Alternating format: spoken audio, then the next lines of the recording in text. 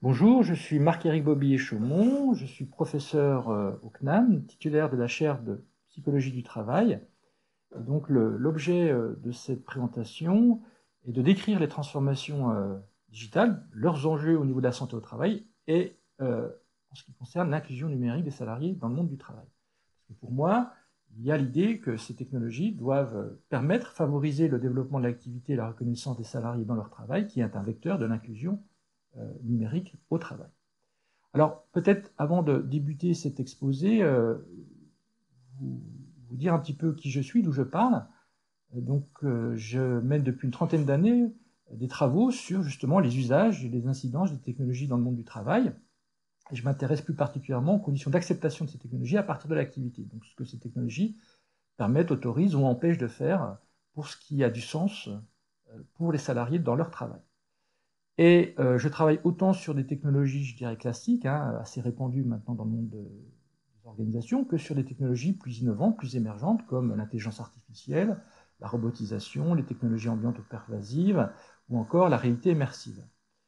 Et nos travaux sont autant destinés à des personnes qu'on pourrait qualifier donc, de valides, des professionnels intégrés professionnellement, que pour des personnes plutôt en situation de handicap ou empêchées. Alors, pour mieux comprendre les enjeux que posent les transformations digitales sur le bien-être et sur l'inclusion numérique, il est peut-être utile de rappeler le contexte de ces évolutions technologiques. Eh bien, on peut dire que les changements que nous vivons actuellement, ils sont caractérisés, comme on le voit sur le schéma, par la diversité, la régularité, la rapidité, puis une certaine forme de brutalité de toutes ces innovations technologiques qui touchent tous les secteurs, toutes les dimensions de nos vies. Aussi, vivre et travailler aujourd'hui, c'est plus vivre comme avant, c'est-à-dire avec l'ordinateur en plus. C'est bien vivre dans l'environnement, dans l'univers des technologies avec lesquelles il faut apprendre à s'organiser, à composer. Du coup, la technologie, c'est plus un simple outil au service de l'activité, ce sont toutes nos activités qui se trouvent intriquées, articulées, réorganisées, reconfigurées autour de ces outils avec des reconfigurations majeures et des adaptations que nous devons trouver pour essayer de trouver des équilibres avec ces outils-là. Et dans ce contexte hyper médiatisé, qui devrait, à mon avis, s'accroître encore dans les années à venir, l'idée, c'est pas seulement d'imaginer ce que les technologies peuvent faire encore de mieux, mais c'est plutôt de savoir ce que nous pouvons faire de mieux, de meilleur, avec l'aide de ces systèmes. C'est-à-dire, quels services ces outils doivent-ils nous rendre pour nous permettre de mieux travailler et de mieux nous accomplir dans le cadre de nos activités. Et parmi ces diverses contributions technologiques, on peut distinguer trois grands rôles.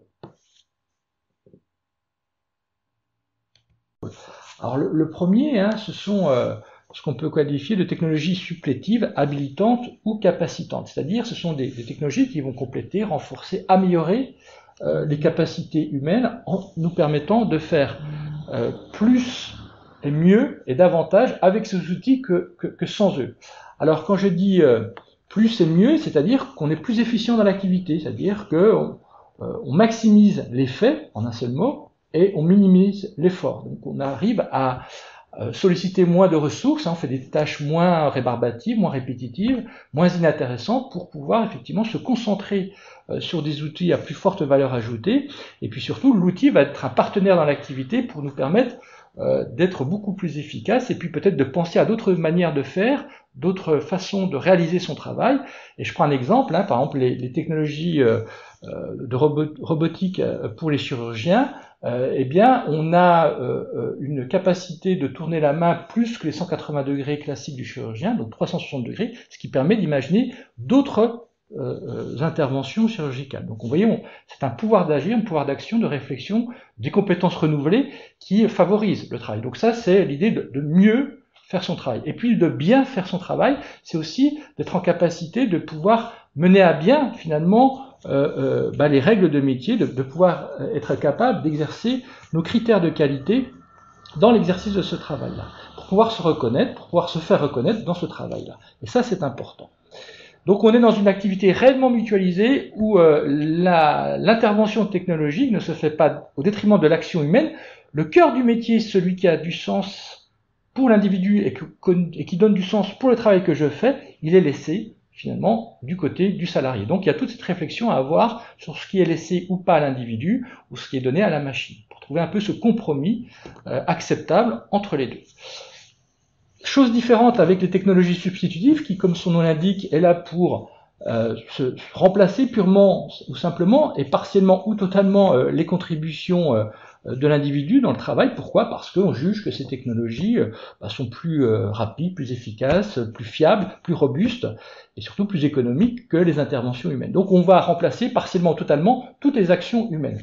Et bien sûr, se pose la question de ce qu'on appelle la digitalisation des emplois, c'est-à-dire de ce qu'on va faire de ces salariés. Soit donc ils sont là comme des assistants à la technique, c'est-à-dire qu'ils vont alimenter, comme on le faisait pour des machines, les systèmes, et là c'est toute la problématique de l'intelligence artificielle, en information brute, où on leur apprend à devenir intelligents, donc ils sont finalement des assistants de la technologie, alors qu'avant c'était la technique qui était l'assistant de l'humain, vous voyez je dirais l'inversion des rôles, soit du coup ça supprime un nombre considérable d'emplois, puisque effectivement on est dans cette automatisation des tâches cognitives, et là je vous renvoie à des problématiques d'emploi qu'on connaît notamment au niveau des banques, avec une fermeture des différentes agences clientèle et commerciales, puisque du coup soit c'est automatisé par des grands systèmes, soit c'est délégué à nous clients qui faisons ça via nos téléphones, via nos ordinateurs. Et donc, effectivement, il y a une grande question sur le positionnement de ces technologies qui soient au service de ces outils. Et puis, une troisième type de technologie, c'est ce que j'appelle les technologies palliatives, qui là ont pour objectif de pallier, de compenser les fragilités, les dégradations, les faiblesses que la personne acquiert, soit en raison d'handicap inné ou acquis, soit en raison de faiblesses, de fragilités qu'il acquiert dans le cadre de son travail. Alors, on parle de technologies d'assistance qui vont du coup, par exemple, remplacer ou compenser la perte ou la dégradation d'un membre ou d'une fonction cognitive, perceptive, physique, et permettre à la personne de pouvoir travailler malgré tout, ou lui donner aussi des nouvelles capacités d'action desquelles elle était dépourvue du fait de cette fragilité. Par exemple, une plage braille, par exemple ce bras robotisé, qui donne la possibilité à la personne de comment se réapproprier des capacités des tâches desquelles elle était dépourvue du fait de ses fragilités et ses déficiences.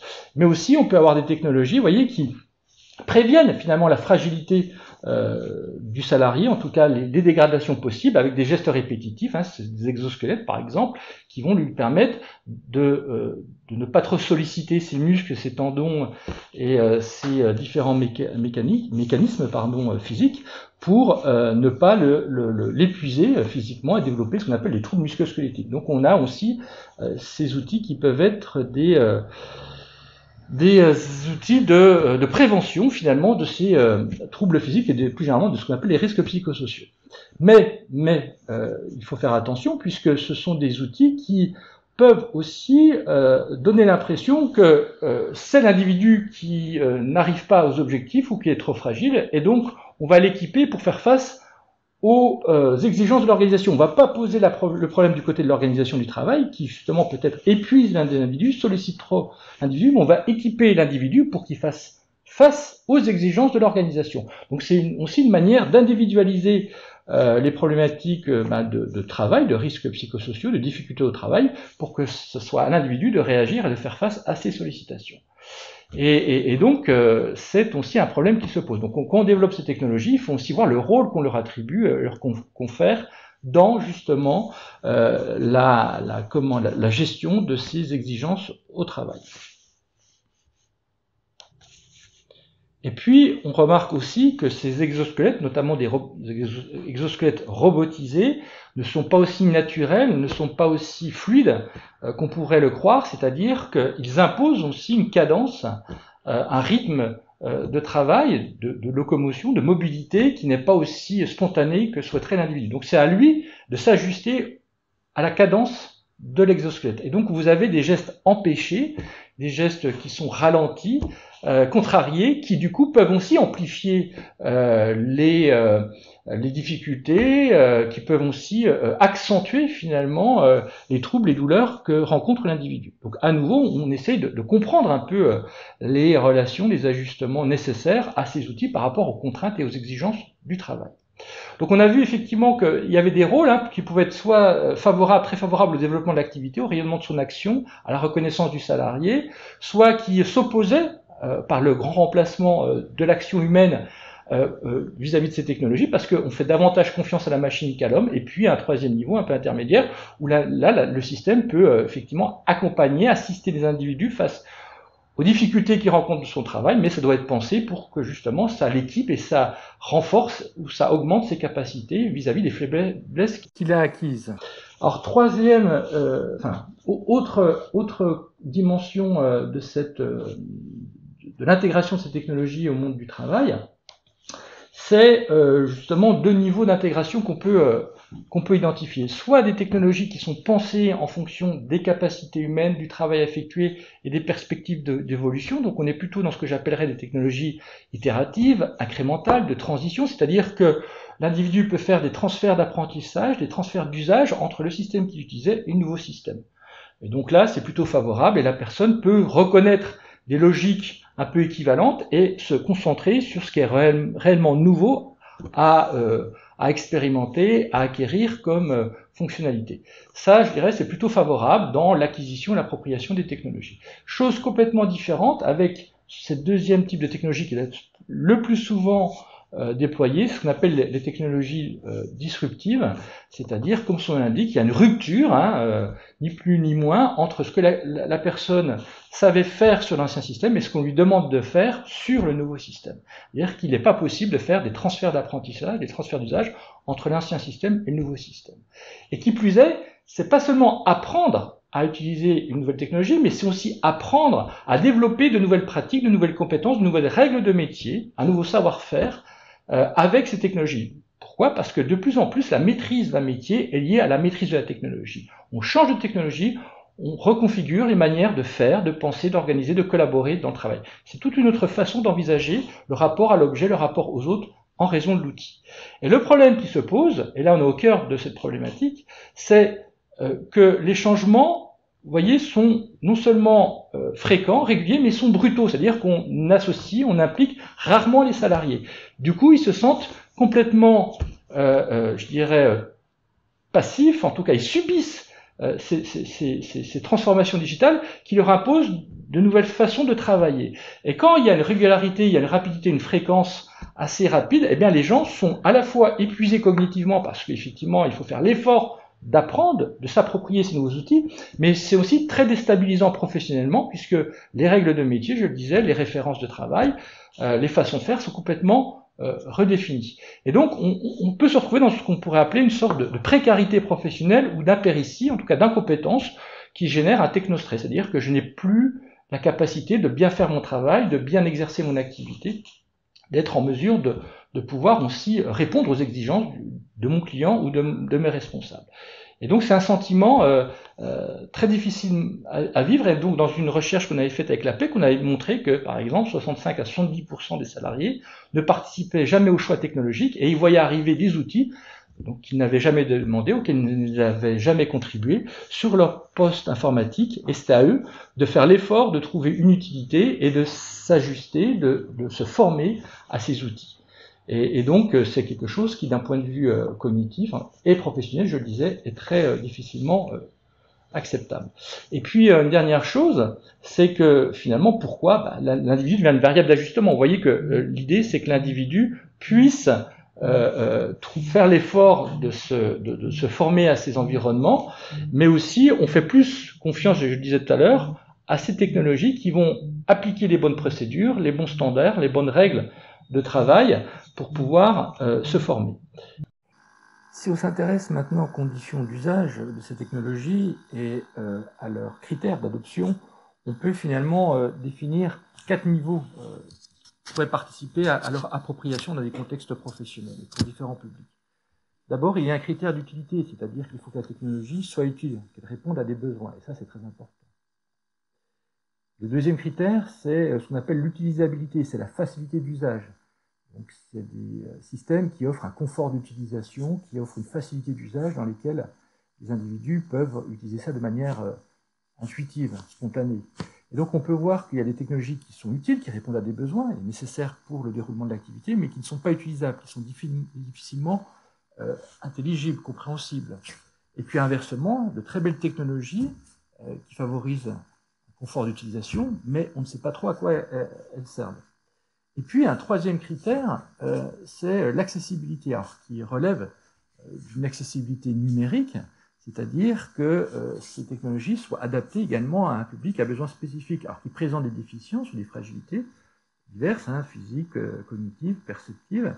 Et donc on doit penser aussi à adapter ces technologies pour le plus grand nombre, dans une conception qu'on pourrait qualifier d'universelle. Mais sinon, ces technologies vont aussi être une sorte de stigmatisation de ces publics, et ne pas leur permettre d'accéder, comme des personnes valides, aux informations, aux données. Et je rajoute aussi que ce n'est pas seulement pour des publics en situation de handicap, en fragilité, mais aussi plus généralement pour des publics empêchés, c'est-à-dire nous-mêmes, qui, à un moment donné, peuvent rencontrer aussi des difficultés d'action, d'interaction avec notre environnement, en raison d'incidents temporaires, de problématiques de santé, et donc on ne peut plus travailler comme avant. Donc c'est aussi ajusté en termes, par exemple, d'accessibilité visuelle, de facilité de mode opératoire à ces interfaces. Et puis, il y a également le fait que dans le cadre de notre longévité professionnelle liée au rallongement du temps de travail, eh bien, nous allons vieillir et donc aussi, nous allons développer naturellement des déficiences, et les outils devront prendre aussi en compte ces dégradations que nous allons rencontrer dans le cadre de notre activité. Donc c'est penser aussi ces technologies dans le cadre de ces empêchements naturels ou acquis des utilisateurs. Et puis, quatrième critère, c'est l'acceptabilité des technologies. Alors, ça veut dire quoi? En fait, c'est que ces technologies, qu'on n'ait pas seulement une représentation favorable sur ces technologies pour qu'elles soient acceptables, mais il faut que ces technologies aient un effet favorable sur nos conduites et sur nos métiers. C'est-à-dire qu'on va s'intéresser moins à l'acceptabilité des technologies elles-mêmes qu'à l'acceptation des nouvelles pratiques, des nouvelles activités qui peuvent être permises, qui peuvent être transformées, qui peuvent être empêchées aussi par ces outils dans le cadre de leur développement. On s'intéresse donc au sens et à la valeur que donne et que prend la technologie dans l'activité, c'est-à-dire ce qu'elle permet ou empêche de faire, ce qu'elle apporte ou enlève dans la réalisation du travail, et si finalement j'arrive toujours à me reconnaître, à m'accomplir dans cette activité grâce aux moyens technologiques. On voit que la technologie, c'est aussi une condition non seulement de réalisation du travail, mais aussi un moyen d'accomplissement de l'individu dans son travail. Donc c'est en cela que c'est acceptable ou pas. Et puis un autre aspect de cette acceptation des technologies, c'est aussi la flexibilité, la souplesse, la plasticité de ces technologies. Pourquoi? Bien parce que dans notre carrière, et puis aussi au niveau de nos apprentissages, on va évoluer. On n'aura pas toujours le même niveau, je dirais, en termes d'acquis professionnels ou d'utilisation et d'usage de ces outils. Donc il faut que ces outils puissent s'ajuster à notre expérience, à l'évolution de notre expérience, aussi aux circonstances qu'on rencontre, puisque il peut y avoir des demandes très divergentes, et donc l'outil doit aussi s'ajuster à ces demandes particulières et singulières, et puis nous faciliter aussi en termes d'évolution de l'expertise sur les systèmes. Donc il faut que ces systèmes soient suffisamment plastiques et souples pour s'ajuster à ces variations, à ces évolutions dans nos conduites professionnelles et dans nos demandes, nos exigences d'usage. C'est pour ça que plus un système sera flexible, plastique, souple, plus il sera appropriable et donc acceptable. Adapter une technologie, c'est l'adopter. Alors, comme on vient de le voir jusqu'à présent, on voit que la technologie n'est pas simplement un moyen de réalisation de l'activité, mais aussi une condition de développement de cette activité et aussi de l'individu et par ricochet du métier des salariés.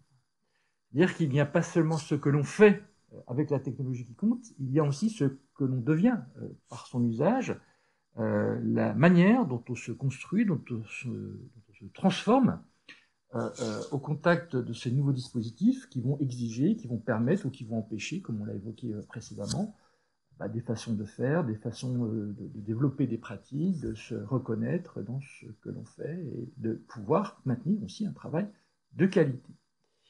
Et du coup, ça nous amène à réfléchir sur les liens entre donc, ces capacités de pouvoir maintenir et de développer une activité qui a du sens, et puis avec aussi, bien sûr, les questions liées à la santé au travail et au bien-être. Alors, par rapport à cette question de la santé, si on part du principe que la santé des salariés au travail, c'est avant tout la santé du travail qui ne peut plus se faire ou qui se fait moins bien ou mal avec ces dispositifs technologiques. Et c'est aussi, pour le salarié, se faire de plus en plus mal pour essayer de faire tant bien que mal son travail avec des dispositifs technologiques qui peuvent être inadaptés, inappropriés ou inutiles. Et donc, si l'individu souffre, va mal, c'est que le travail qui est médiatisé par les technologies va mal et fait mal à ce salarié. Et donc, pour soigner l'individu, on va soigner le travail. C'est-à-dire qu'on va essayer de permettre à l'individu de prendre soin de son travail en lui donnant les moyens et les ressources pour bien exercer et bien s'accomplir dans ce travail. Et ce bien-être des salariés, il repose sur 3 piliers. Le premier de ces piliers, c'est la qualité du travail. C'est le bien faire. Car, comme le dirait mon prédécesseur Yves Clos, il ne saurait y avoir un bien-être sans un certain bien faire du travail, c'est-à-dire sans une certaine idée et fierté du travail réalisé. Du coup, et comme on l'a vu un peu dans les exemples exposés précédemment, l'activité professionnelle peut ainsi se retrouver dégradée ou altérée par des conditions de travail intenables ou par un travail infaisable qui est justement généré par des dispositifs technologiques insuffisants ou inappropriés. Par exemple, cette idée d'intensification du travail, un travail à flux tendu où on est constamment sollicité, on est constamment interrompu dans l'exercice de son activité, et puis il y a ces dispersions, ces fragmentations entre des tâches principales et des autres tâches vers lesquelles il faut aller. C'est l'idée aussi d'un travail empêché, c'est-à-dire entre le travail qu'on souhaiterait faire ou d'une qualité empêchée, ou des critères de qualité auxquels on aspire ne peuvent être effectués, ne peuvent être déployés parce que l'outil nous réclame d'autres façons de faire ou exige d'autres critères par rapport à ceux qu'on met généralement en application. Et donc, du coup, ça génère une perte de sens parce qu'on ne se reconnaît pas dans le travail réalisé.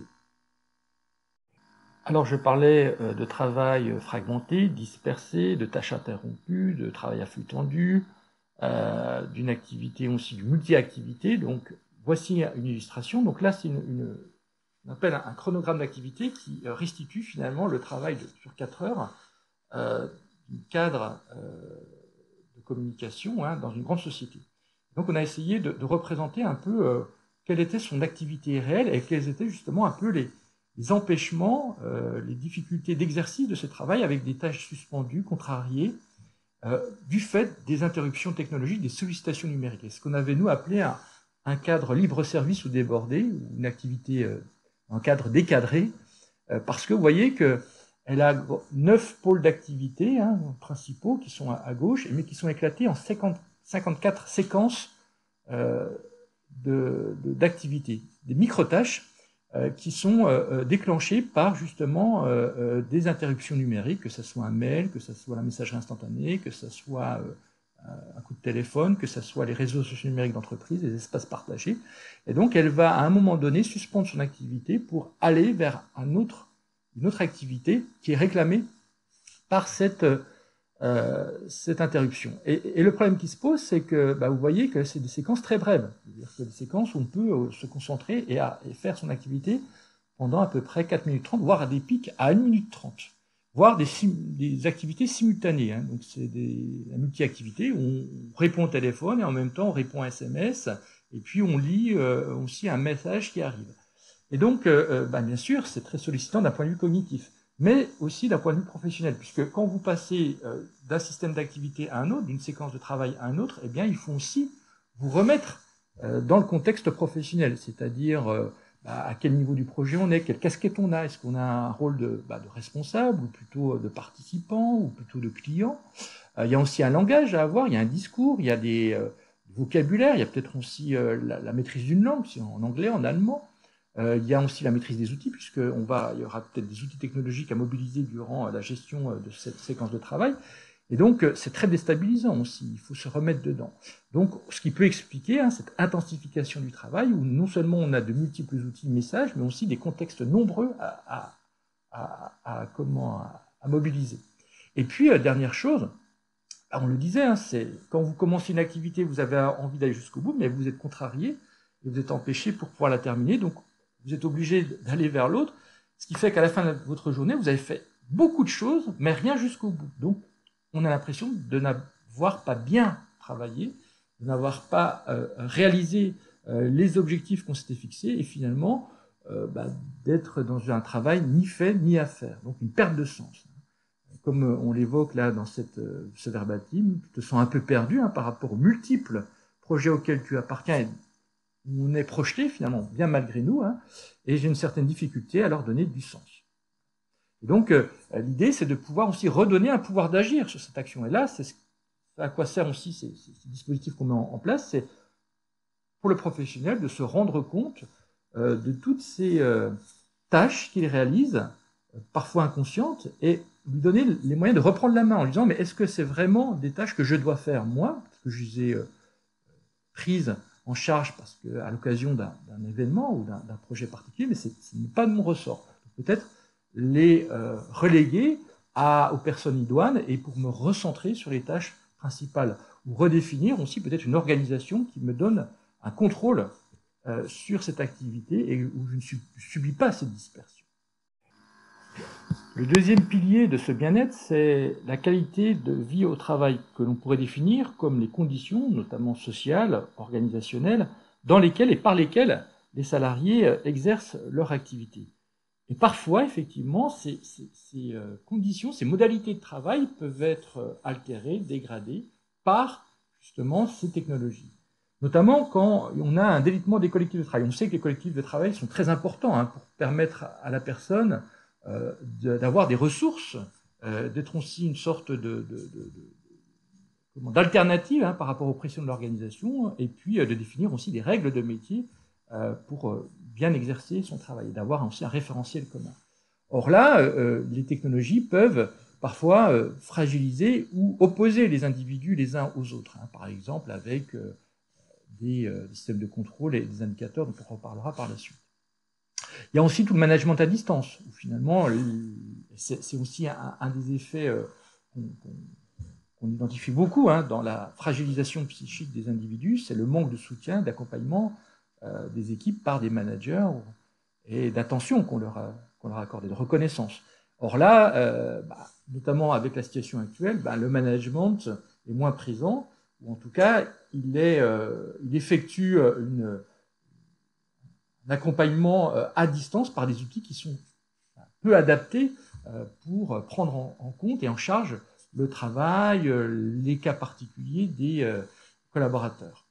Il y a aussi tout ce que j'appelle la prescription de la rationalité ou de la subjectivité, c'est-à-dire que ce sont des technologies qui vont obliger les individus à suivre une certaine procédure, une certaine norme ou des standards de travail sans regarder les exigences de ce travail. Et donc, ce sont des outils qui induisent une façon de faire le travail et qui sont aussi capables d'évaluer si le travail a été fait. On le reverra dans un exemple tout à l'heure sur des dispositifs de voice speaking dans des entreprises. Donc on voit qu'ils normalisent et qu'ils standardisent, on est dans une forme de néo-taylorisme. Et puis la prescription de la subjectivité, c'est-à-dire qu'on est face à des systèmes qui apportent beaucoup de ressources, de données, de capacités d'action, et donc on attend que les individus soient à l'égal des machines, c'est-à-dire qu'ils soient beaucoup plus réactifs, beaucoup plus imaginatifs, beaucoup plus aussi autonomes et responsables de à la fois ce qu'ils font et de ce qui leur arrive. Et parfois, cette responsabilisation, elle est très stressante aussi, parce qu'on peut me reprocher de n'avoir pas su anticipé ou su identifier des problématiques de travail alors que j'ai les outils à disposition. Il y a une pression supplémentaire sur le salarié. Et puis, il y a tous ces phénomènes de régulation, de supervision, de contrôle qui sont exercés aussi par ces systèmes, alors des systèmes qu'on qualifie de panoptiques, c'est-à-dire qui permettent d'évaluer en temps réel tout ce que le salarié fait ou tout ce qu'il ne fait pas ou tout ce qui n'est pas conforme aux standards attendus. Et par exemple, l'usine du futur, c'est un peu cette idée où on est dans une usine hyper connectée qui permet d'évaluer en temps quasi réel qui fait quoi, à quel moment et dans quel délai, et par rapport à la conformité à des critères de travail attendus.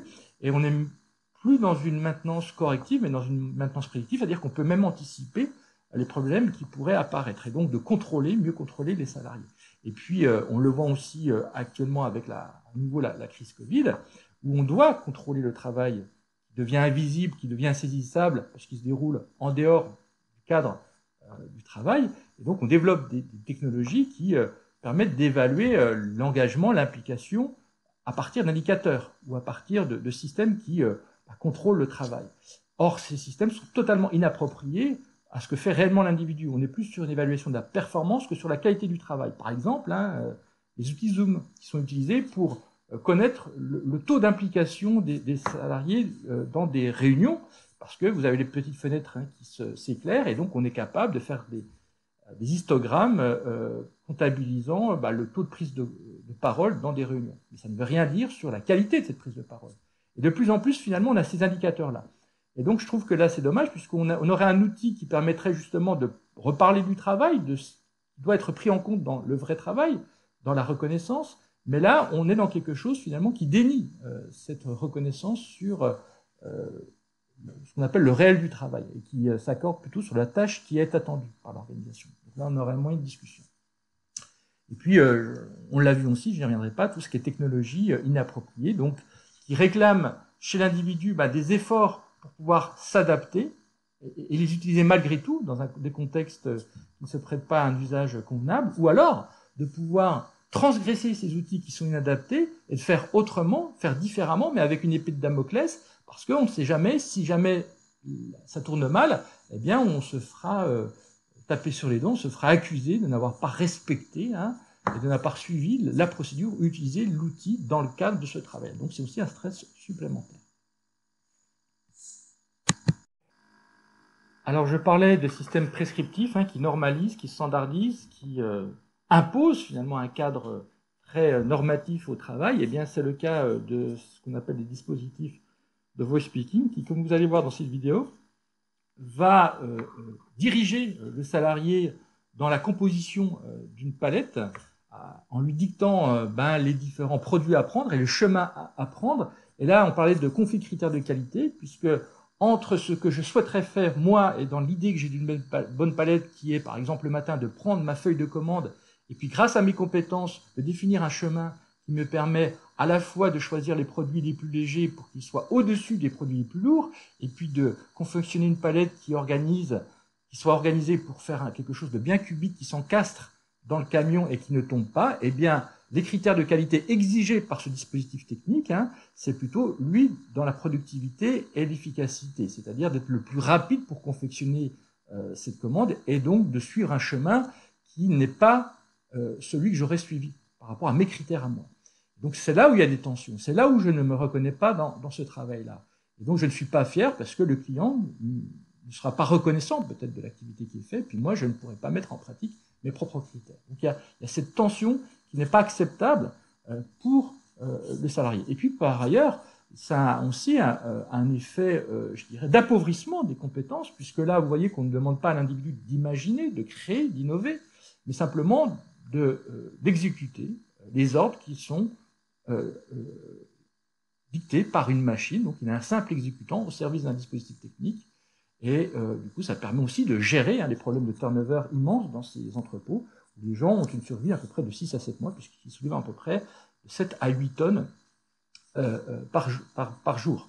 Donc avec des problèmes de TMS et des troubles physiques énormes. Donc du coup, vous voyez, les problèmes de formation, d'inclusion ou d'intégration professionnelle sont très rapidement gérés grâce à ces outils.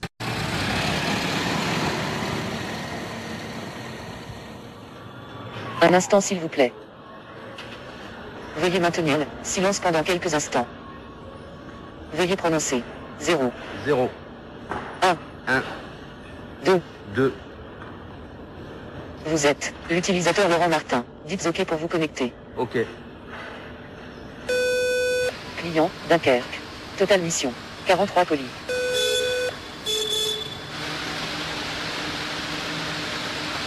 5, 3, 4. 20 cartons. 3 OK. 3 restent 17. 2 OK. 2 restent 6. Quantité. Total 20. Validé 20. Bouteille. 2, 1, 3. 2 cartons. 2 OK. Et puis, troisième et dernier pilier, la qualité de vie hors travail. Pourquoi? Parce que longtemps, la vie personnelle, la vie sociale, la vie familiale, domestique, a été considérée comme un rempart finalement par rapport aux excès du travail. Et donc ça permettait de rééquilibrer et puis de retrouver un espace où la personne peut venir se ressourcer.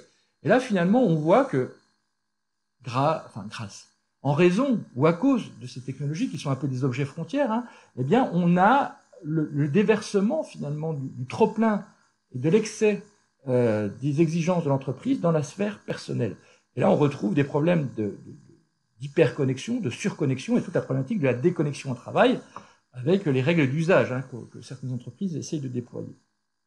Et c'est vrai qu'on a une intrusion de plus en plus importante de la sphère donc, professionnelle dans la sphère privée et on n'a plus ce rempart naturel. Et donc, le travail devient plus présent, plus pressant et plus oppressant.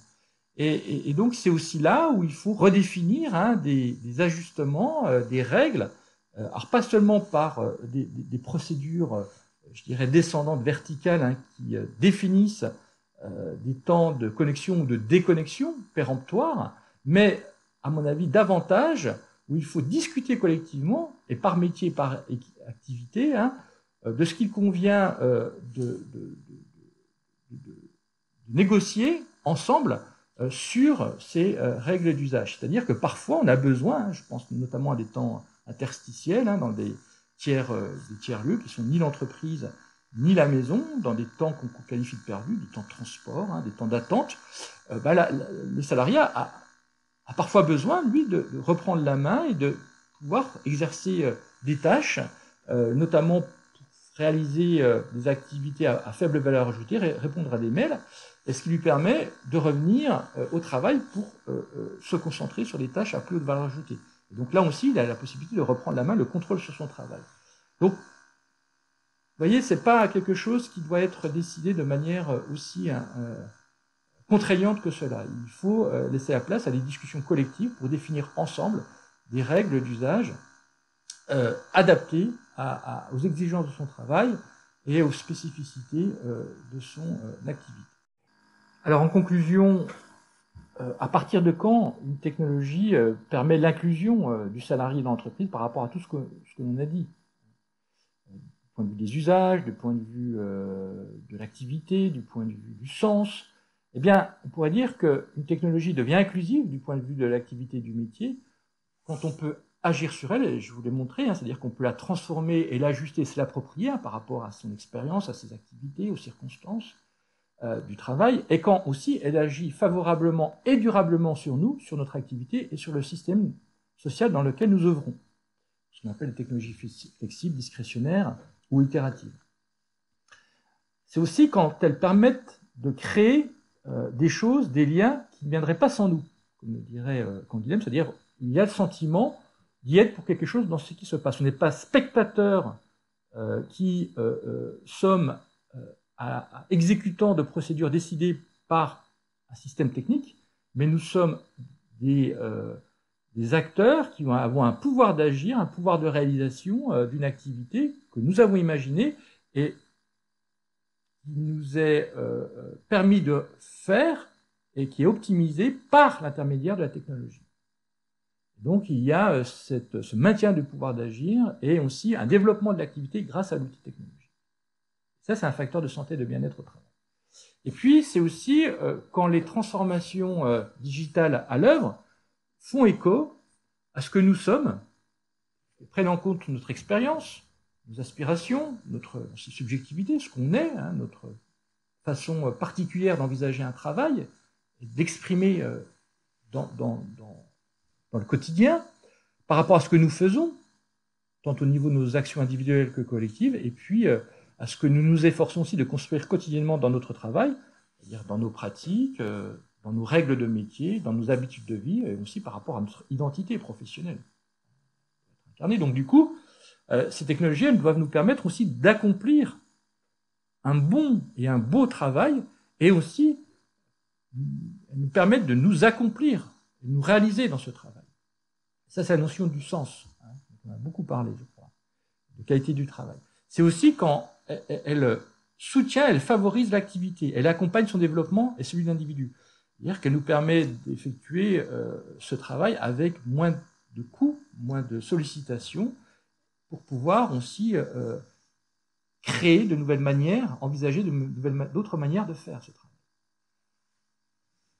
Et puis, dernière chose, quand elle permet de mettre le travail en débat et quand il y a un espace de délibération qui se crée sur les usages et les pratiques associées. C'est-à-dire qu'il ne faut jamais imposer une technologie, il ne faut jamais partir sans une connaissance préalable à la fois des professionnels, des usagers, mais aussi de l'activité qu'ils réalisent, et il faut les associer dans une approche implicative, une approche concertée, une approche coparticipative dans le développement de ces technologies.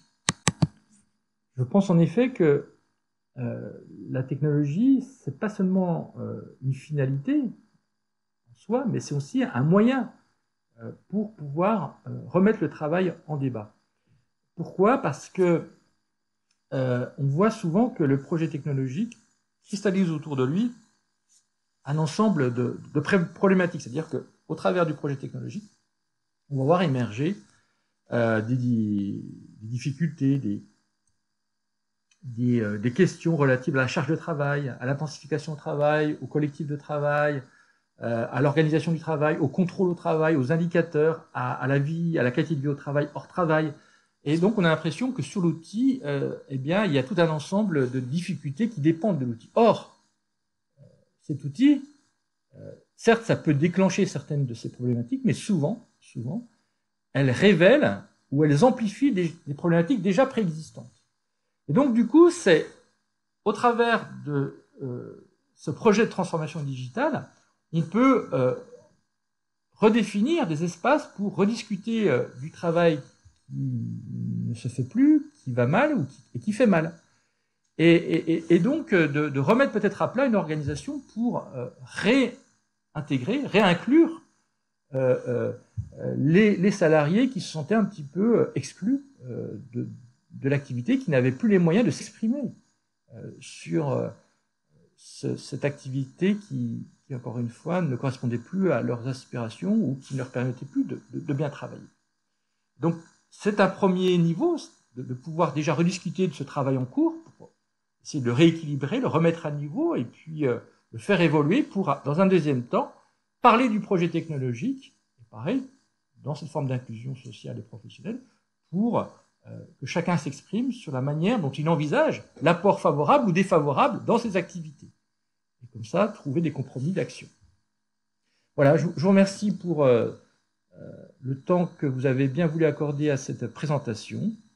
Et donc, je serai aussi heureux de répondre aux différentes questions dans le cadre de la table ronde. Merci.